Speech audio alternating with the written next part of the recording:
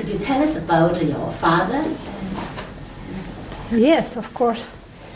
Well, my father was born in Catalonia, in Centelles. And he was involved in the fight by the República in Spain.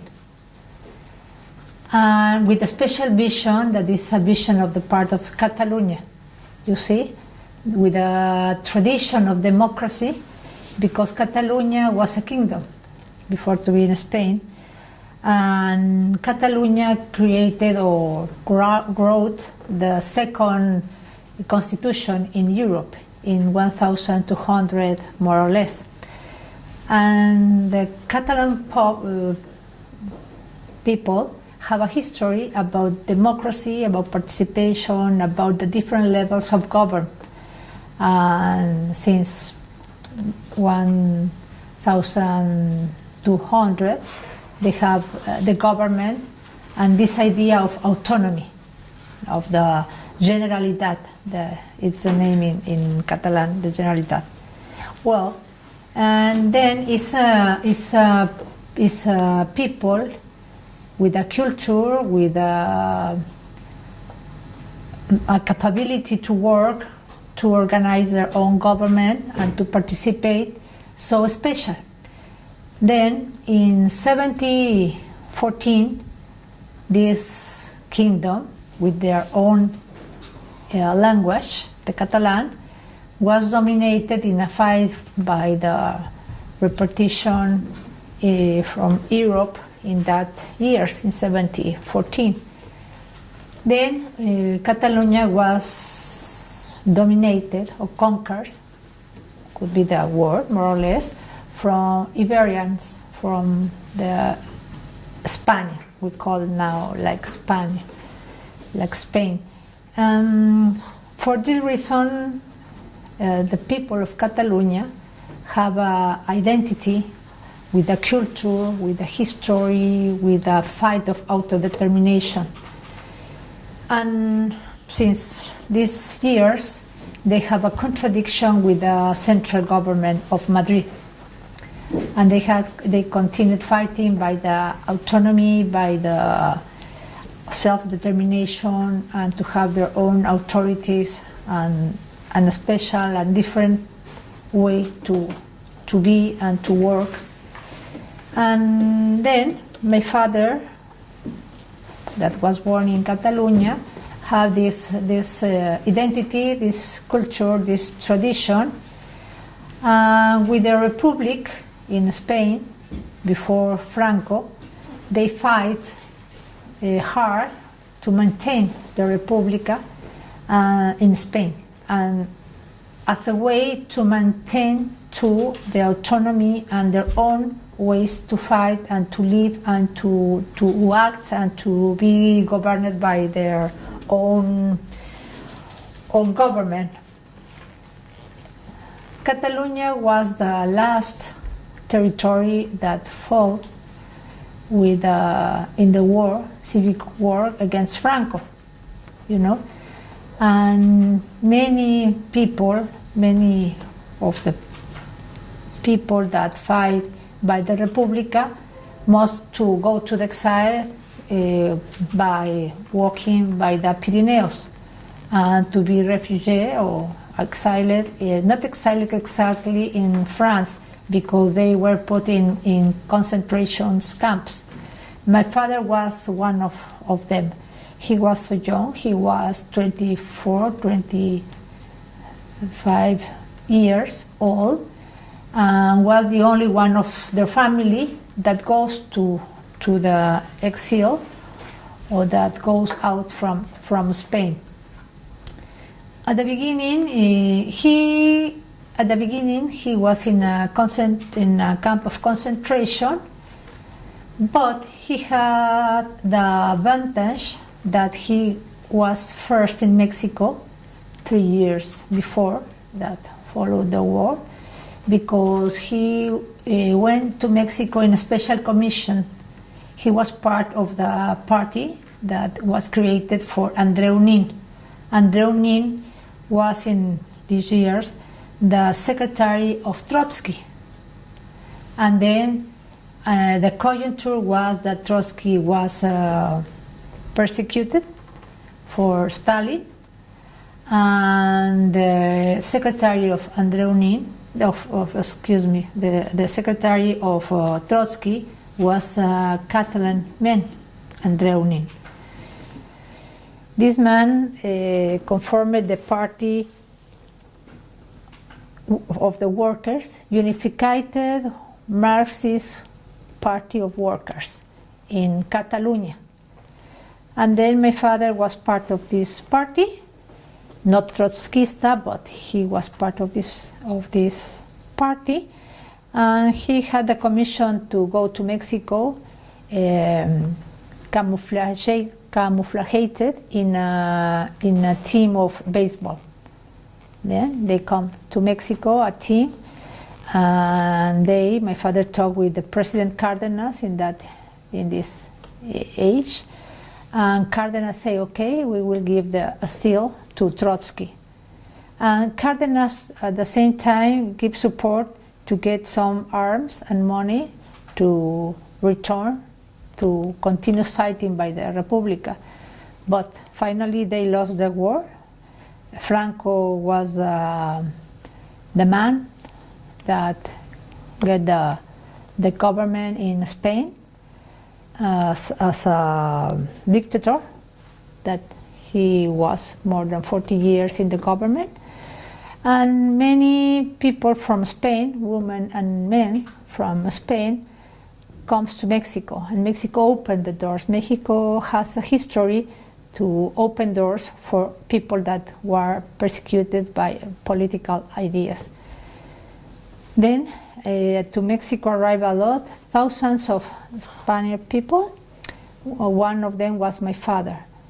When my father arrives to Mexico with another intellectual people, they founded a printer that wrote in French language, against the dictator and against Franco and against Stalin too.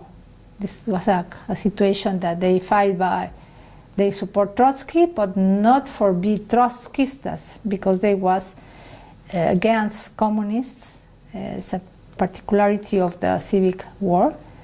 And well, with these activities, my father was invited 4 or 5 years later to be in Mexico, to go to Guatemala to found the printer of the public education.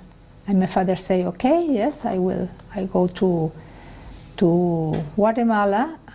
He met my mother, and I was born there. But after, in 1954, arrived. It was a cup of stage.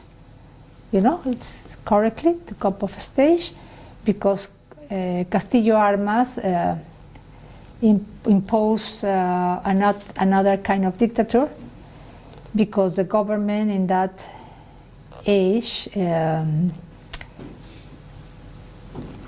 fight against the companies that stole banana and that have the imperium in Guatemala. Okay, my father again, and now with my mother and me, comes again to Mexico with nothing, and Mexico gives again support for my father, open their doors to receive us. And since this time, my father said I must work for Mexico, and I want to find. He founded a printer only for Mexican writers.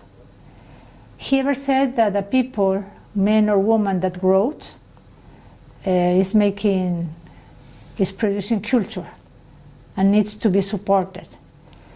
And then, well, I grew up with these activities and at home, cultural activities, supporting Mexican people. That in Mexico there were not a lot of printers in that time. In the other way, I grew up ever hearing about Catalonia, about the autonomy of Catalonia, about the government of Catalonia, about the fight of Catalonia, and about the identity that they were Catalanes, not Spaniard people. Then I grew up with these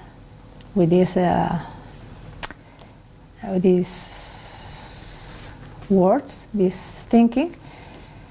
And the most important thing was that my family teach me, because I was the older, to work by Mexico and to be responsible, self-responsible, and with a lot of liberty. I think that was a very, very opportunity, was a very good thing that they teach us to be free and to be so responsible, and to be, since we were children, a kind of citizens with responsibilities and to work hard. Well, that's what happened with my father, with my life. And for me, it's very, very easy to understand what is happening now in Catalonia, that people is fighting or is in the streets asking for the vote, asking for the self-determination, and in a pacific way. I think it's very, very amazing that more than 2 million people go in the street in a pacific way, and with this kind of day by day they are in the line, with a special situation, because the Catalan people ever said the autonomy, and to have their own government, the autonomy and the Generalitat.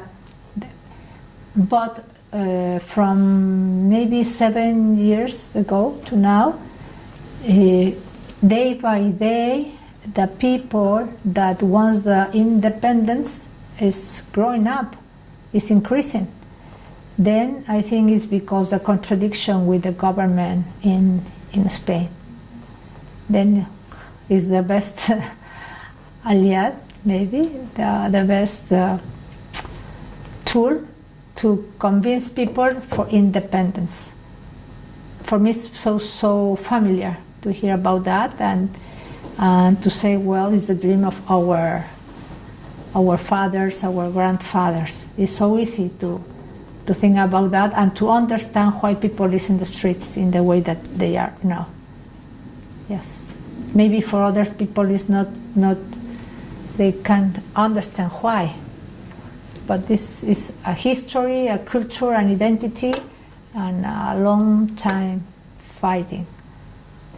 That's what I can. Can you say a few words about your mother? Yes.